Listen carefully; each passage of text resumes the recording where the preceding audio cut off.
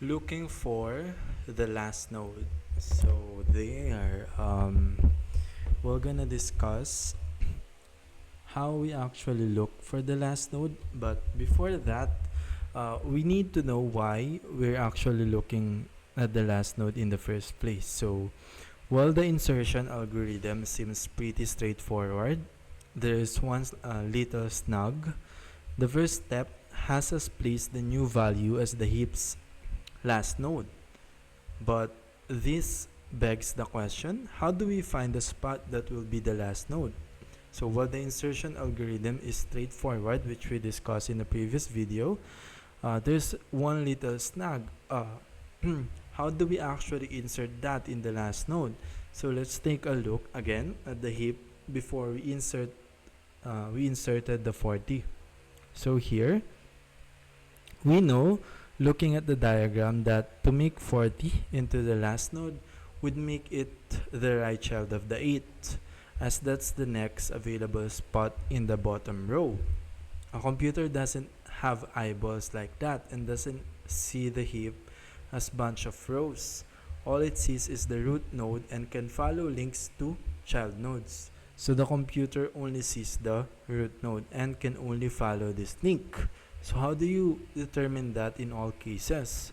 So how do we create algorithm for the computer to find the spot for the new value? Take our example, heap. When we start at the root node of 100, do we tell the computer to look among the 100's right descendants to find the next available spot for the last new node? Well, it's true that in our example, heap, the next available spot is among the 100 right descendants. Take a look at the following alternative heap.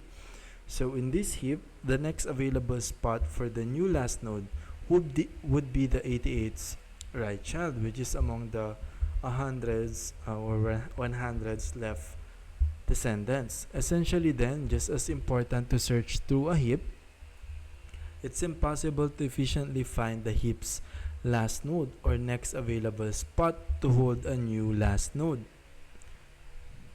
So essentially then, just as it's impossible to search through a heap, it's impossible to efficiently find the heap's last node or next available spot to hold a new last node without having to inspect each and every node. So it seems like we need to inspect each every node to determine where to insert that last node.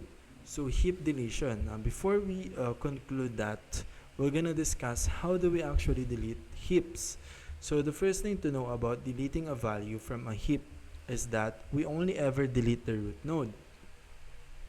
So the thing about deleting is that we need to only delete the root node, so we don't delete the last node. This is the right line with the way a priority queue works, in that we only access and remove the highest priority item. So think about this as the front queue in the index of FIFO priority queue applied in ordered array. The algorithm for deleting the root node of a heap is as follows. Move the last node into where the root node was, effectively removing the original root node. So we need to move the last node to get into the root node we deleted. Trickle the root node down into its proper place. So I'll explain how trickling down works shortly. So let's say we're going to remove the root node from the heap on the diagram on this next section. In this example, the root node is 100. To delete it, we overwrite the root node by placing the last node there instead. So what is the last node here? In this case, the last node is 3.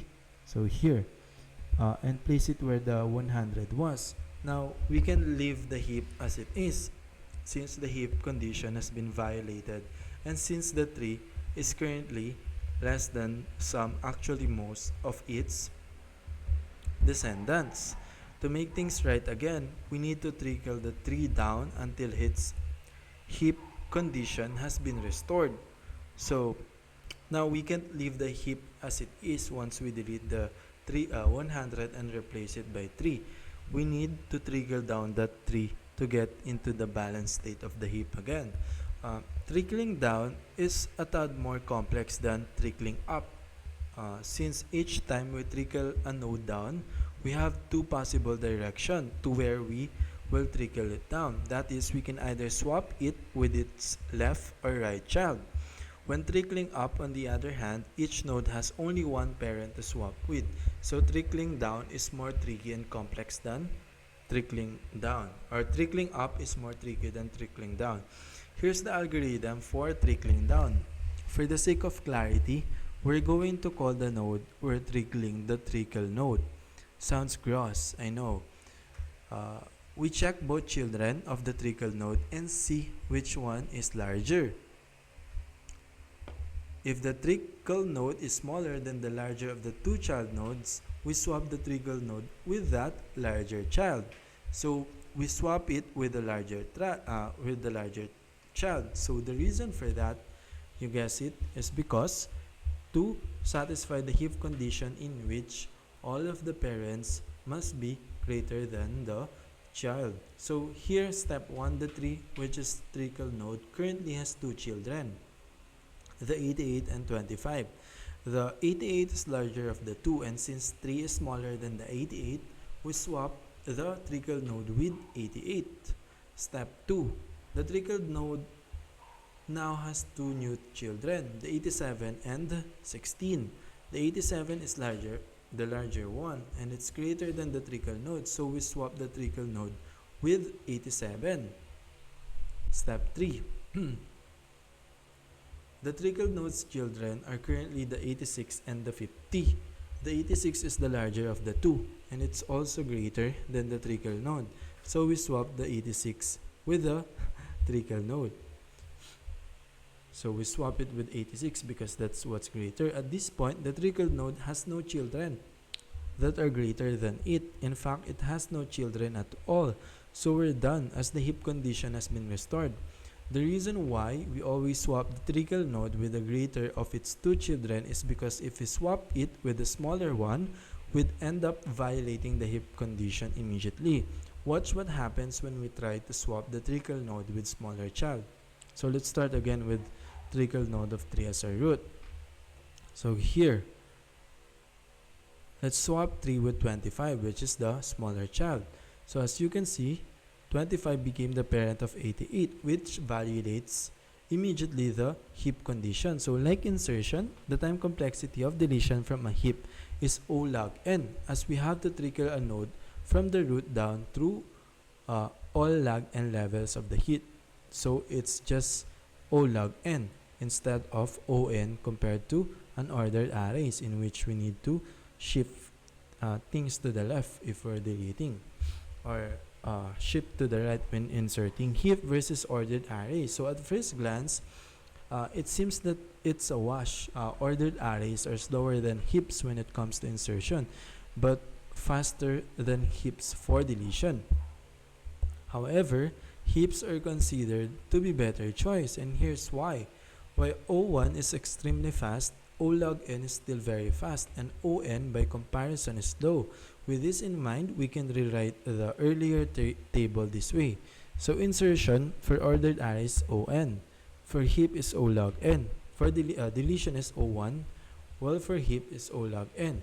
Though it may seem that ordered array is better, in most cases heap is better because for most it's consistent, it's very fast. So it's worth pointing out that priority queues generally perform insertions and deletions in about equal proportion. Think about the emergency room, for example. You can't just optimize your system for deletion, for insertion, for deletion without optimizing for insertion because it's in equal proportion. So in this case, emergency room, where we expect to treat everyone who comes in. So we want both our insertion and deletions to be fast. If either operation is slow, our priority queue will be inefficient. So the problem of the last node again. So here's where we're gonna answer really where are we gonna find the last node. So explain the first step of deletion.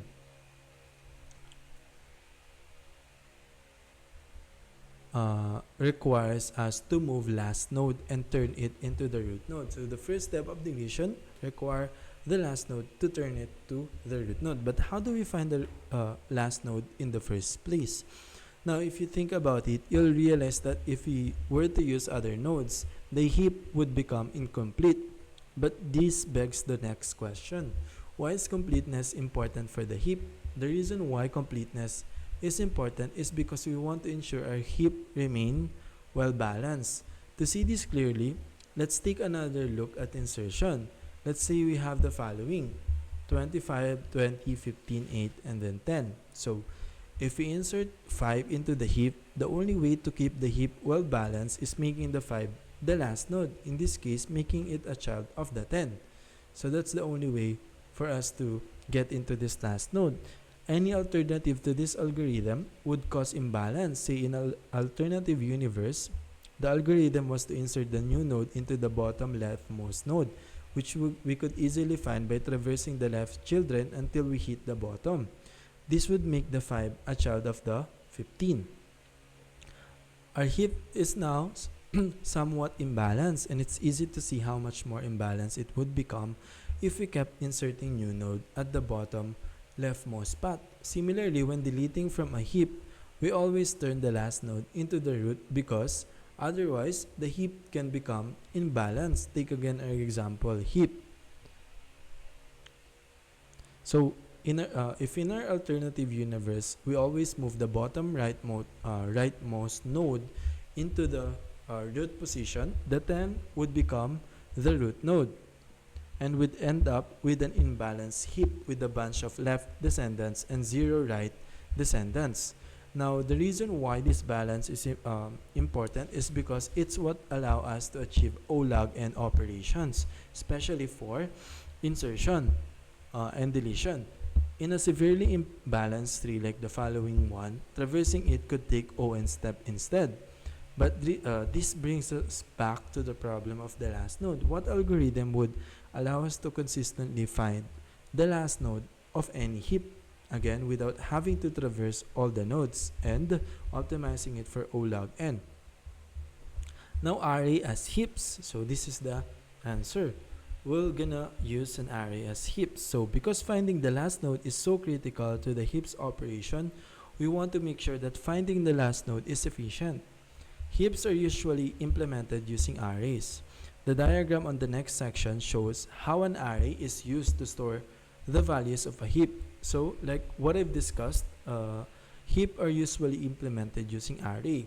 So this is the answer to finding the last node, because in this data structure, it's intuitive for us to know the last node. We just need to find the last index. So now the reason why we're using an array to implement the heap is because it solves the problem of the last node. How? When we implement the heap in this fashion, the last node will always be the final element of the array. So it's easy to represent and easy for us to understand. Since we move top down and left to right when assigning each value to the array, the last node will always be the final value in the array. In the previous example, you can see that 3, which is the last node, is the last value in the array. Because the last node will always be found at the end of the array, it becomes trivial to find the last node. We just need to access the final element. Additionally, when we insert a new node into the heap, we do so at the end of the array in order to make it the last node. Before we get into the other details of how an array-based heap works, we can already begin to code its basic structure. Here's the beginning of our heap implementation in Ruby. So because the last node is at the end of the array and we can insert a new node into the heap, we do so at the end of the array in order to make it the last node. So insertion are also done in the last node. So remember, when deleting, we just change the last node into the root node. For insertion, we just make it the last node. So because of that, we can already code its basic structure. We initialize data as an empty array, and then root underscore node is return at data.first. So that's the first data, and then the end node would be the last node. So as you can see, we initialize the heap as an empty array. We have a root underscore node method, which returns the first item of this array, and we also have a last node. Last underscore node method returns the value of this array. As you've seen, the heaps insertion and deletion algorithm require us to be able to trickle our way through the heap. So how do we trickle away? This is the answer. Trickling in turn requires us to be able to traverse the heap by accessing a node's parent or children. So trickling is actually traversing a heap using its children or a parent. So we're traversing an entire branch of tree. Basically, there's an but it's not we're not traversing all the branch. So there's or all the nodes. There's an interesting solution to this. It turns out that when we assign the indexes of a heap's nodes according to the pattern described earlier, the following traits of a heap are always true. To find the left child of any node, we can use the formula index times 2 plus 1. To find the right child of any node, we can use the formula index times 2 plus 2. Because this formula always works, we're able to treat our array as a tree. So let's add these two methods to our heap class. Def left underscore child underscore index argument index return index times 2 plus 1 end. Then def right underscore child underscore index argument index return index times 2 plus 2. Each of these methods accept an index within an array and return the left or right child index respectively. So each of these methods return the left and right child respectively. Therefore, we can now able to see what's the left or right child. We just need to know what will be the next the parents. So we know the children, the finding of children already. So to find the node's parent, we can use the formula index minus 1 over 2. Note that this formula uses integer division, meaning we throw away any numbers beyond the decimal point. For example, 3 over 2 is considered 1, even though it's more than, rather than more accurate 1.5. So now, we can add another method to our heap class we created earlier. Def parent underscore index argument index return index minus 1 over 2 and then end.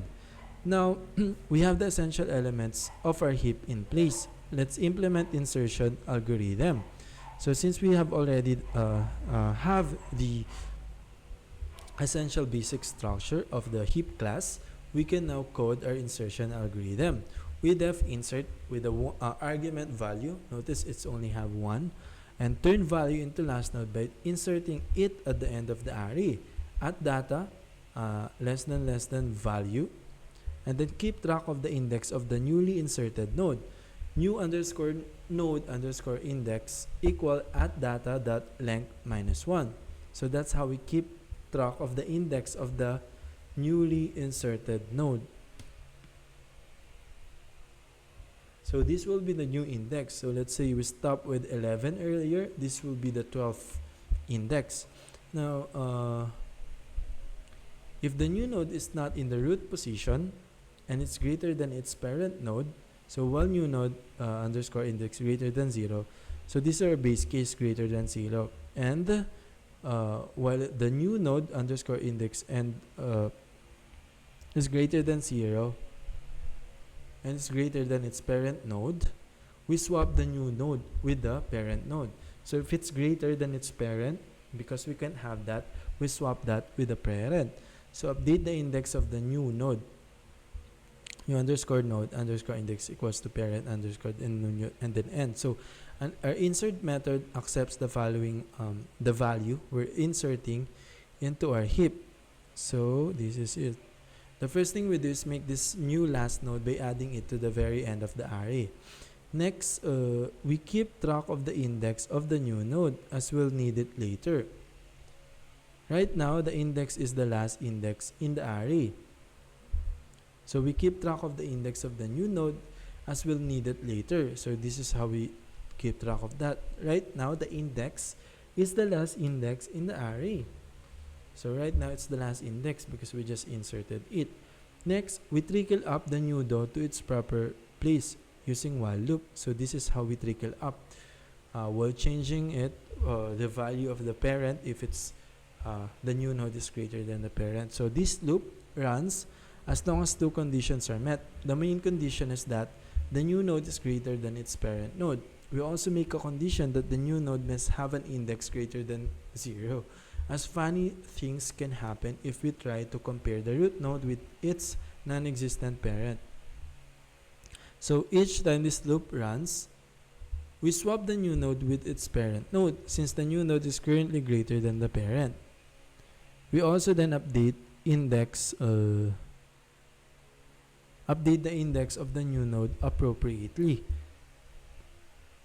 So we swap the value with the parent, and at the same time we also then update the index of the new node appropriately. So we need to update the index as well once we get to that parent so that we can update how we trickle along the tree. So let's say the tree is now the 65 is now at its parent because it's more than, for example, the last node before. Then we need to track that index as well so that we can loop on that. So since this loop runs only while the new node is greater than its parent, the loop ends once the new node is in its proper place. So that loop will end when it meets all the heap conditions. So here's a Ruby implementation of deleting an item from a heap. The main method is delete method, but to make the code simpler, we've created two helper methods, has underscore greater underscore child and calculate underscore larger underscore child underscore index. The delete method doesn't accept any arguments since we only ever delete the root node. Here's how the method works. We define delete. We only ever delete the root node from a heap, so we pop the last node from the array and make it the root node. So at data, root equals to data that pop, since we're only ever deleting the root node. Track the current index of the trickle node, trickle underscore node underscore index equals to 0.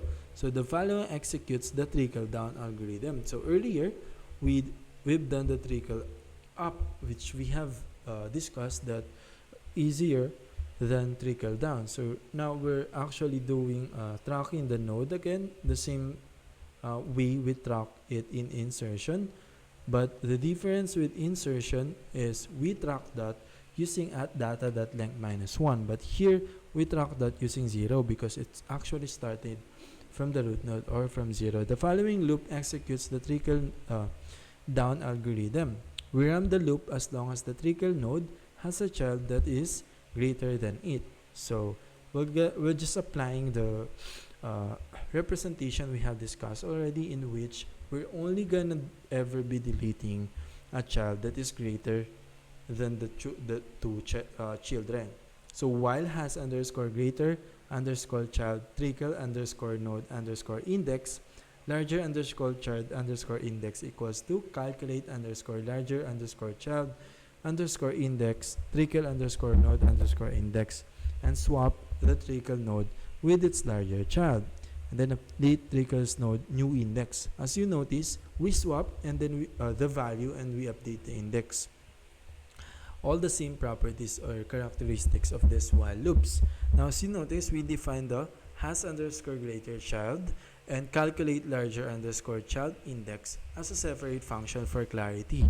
So here we check whether the node at index has left and right children, and if either of those children are greater than the node at index, so this is the code: data left underscore child underscore index and data left underscore child underscore index is greater at data index, or data right underscore child underscore index and argument index and data right underscore child underscore index and is greater than data index. So we're defining what is greater, the left child or the right child. Has greater child. So what is greater than the two child if there is a child? Now def calculate larger child.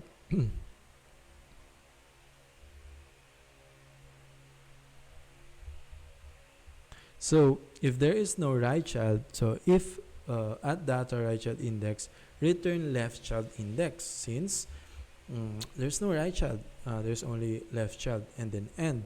So if data, if right child value is greater than the left child value, if at data right underscore child underscore index is greater than data left child, return right child index, or return underscore child underscore index argument index. Else, if the left child value is greater than or equal to right child, return the left child index. Return, so if the left child is greater or equal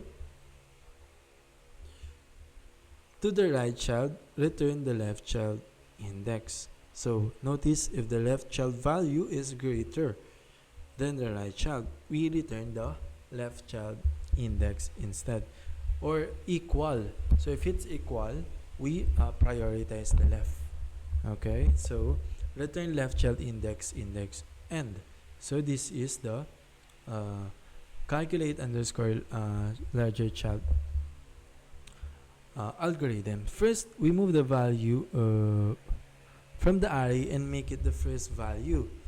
This simple line effectively deletes the original root node, as we're overwriting the roots node value with the last node value. So it effectively overwrite. It means that it deletes the previous root node that is replaced by the last node. Next, we need to trickle the new root down to its proper place, and we call this trickle node earlier, and our code reflects this as well. Before we start the actual trickling, we keep track of trickle's node index, as we'll need it later. Currently, the trickle node is at index 0, so we need to trickle down, but before that we need to track the index.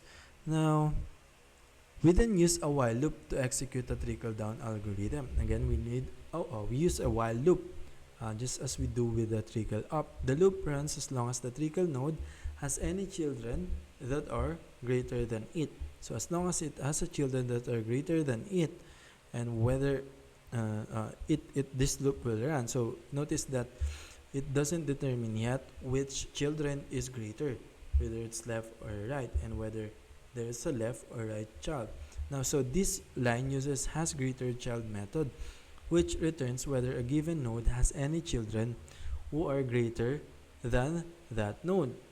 So here is that larger has underscore greater underscore child method means, which means that if it doesn't meet this, it means that all the children is not greater than the node or the root node. Within this loop, we first find the index of the greater of the trickle's node children. So here is actually how we find what is who is better than the two children. Larger underscore child underscore index equals to calculate underscore larger underscore child underscore index trickle underscore node underscore index. Notice how we use the calculate underscore larger underscore child underscore index function inside this larger underscore child underscore index. So we use the function we created at the end to find the larger child. So this line uses calculate larger child index, which returns the index of the trickle's node's greater child. We store this index in a variable called larger underscore child underscore index. So we compute the current greater children and store it in a variable larger underscore child underscore index. Next, we swap the trickle node with its greater child. So we swap the trickle node with its greater child. So add data trickle underscore node underscore index, add data larger underscore child underscore index equals add data larger underscore child index, add data equals to trickle underscore node underscore index. So that's how we swap. We do a swap operation. Notice we just change it, we equate it to something that it's like kind of overriding where it was placed kind of like in root node. We change the value into what its trickle node underscore index and larger underscore child index value. Finally, we update the index of the trickle node, which will be the index it was just swapped with. So we update the index if it's larger. So we swap that to the root node, and then we update the index of the trickle node, which is the children, which we want to swap our root. So we swap the trickle node, which will be the index it was just swapped with. So trickle underscore node underscore index equals larger underscore child underscore index. So alternate heap implementation. Our heap implementation is now complete. So it's worth noting that while we did use an array to implement the heap under the hood, it's possible to implement a heap using linked nodes as well. This alternative implementation uses a different trick to solve the problem of the last node, one that involves binary numbers. So alternative heap implementation, our heap implementation is now complete. It's worth noting that while we did use an array to implement the heap under the hood, it's possible to implement heap using linked nodes as well. So we can also use linked nodes, but as I mentioned, using an array is more intuitive. So this alternative implementation uses a different trick to solve the problem of the last node, one that involves binary numbers. Indeed, it's possible to use an array to implement any sort of binary tree, even the binary search tree. Nodes are just more intuitive on that algorithm. That's why we used that in the previous chapter. However, the heap is the first case of a binary tree where an array implementation provided an advantage, as it helped us find the last node easily. So there we go. We are able to know now how to find the last node. So heap as a priority queue. Now that you understand how heap work, we can circle back to our old friend, the priority queue. It's for this reason that a heap is a natural fit for a priority queue implementation. The heap gives us immediate access to the highest priority item, which can always be found at the root node. Each time we take care of the highest priority item and then remove it from the heap, the next highest item floats to the top of the heap and is on deck to be addressed next. So basically, this is perfect for that priority queue because you're always having this greater value in the root node. So that's the always have this higher priority, and the heap accomplished this while maintaining very fast insertion and deletion, which is O log n.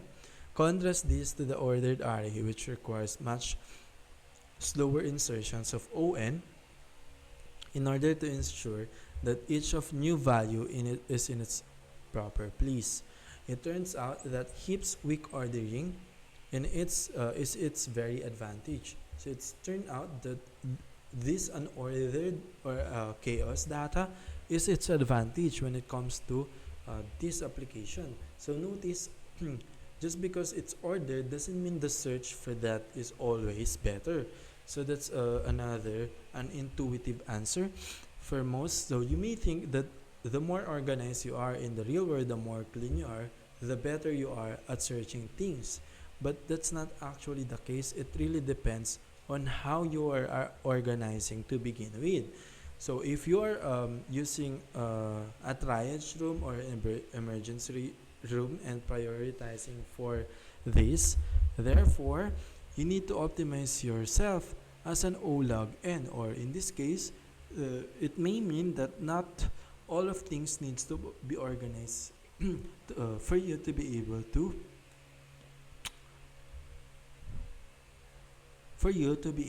do that, or to search faster. As you can see, heap are better than ordered or organized array. So the fact that it doesn't have to be perfectly ordered allows us to insert new values in O log n time. At the same time, the heap is ordered just enough so that we can always access the one item we need at any given time, the heap's greatest value. So we can always access the one item we need at any given time. Why? Because the search of this is also O log n, the heap's greatest value.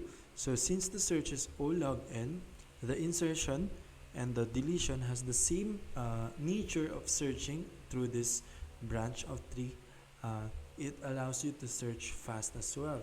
So on those operations, especially again for triage room, it's best to implement heap. So far, we've seen how different types of these can optimize different types of problems. Binary search trees kept search fast while minimizing the cost of insertions, and heaps were the perfect tool for building priority queues. In the next section, we'll explore another tree that is used to power some of the most common text-based operations you use on a day-to-day basis.